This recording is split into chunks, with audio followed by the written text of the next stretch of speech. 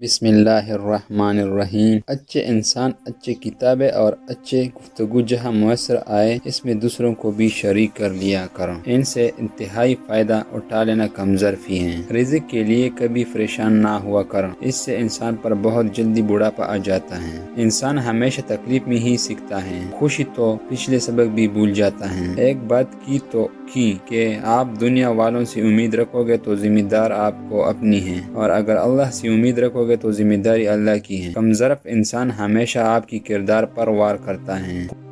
اچھی زندگی کے لیے خاموشی بہت ہی ضروری ہے۔ خاموشی وہ جگہ ہے جہاں ہم اپنے دماغ کے ساتھ بیٹھتے ہیں اور معنی تلاش کرتے ہیں۔ اپنی دولت میں اضافہ چاہتے ہو تو اپنی خواہشات کو کم کر دو۔ گفتگو سے سمجھ بوجھ میں اضافہ ہوتا ہے، لیکن خاموشی اور تنہائی میں رہ کر لوگ عظیم ذہن بنتے ہیں۔ عبادت جنت کو پانے کے غرض سے نہ کرو، بلکہ اللہ کی خوشنودی پانے کے لیے عبادت کرو۔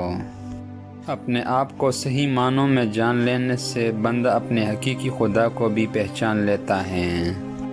اللہ تعالیٰ نے دنیا میں جو سب سے پہلا رشتہ بنایا وہ میاں اور بیوی کا ہی رشتہ تھا، اور پھر باقی سارے رشتے اس کے بعد بنائے، اور پھر یہ رشتہ تو ہے بھی ایسا کہ کتنا بھی دھوپ چھا آئے اس رشتے میں ایک دوسرے کے بغیر گزارا ممکن ہی نہیں۔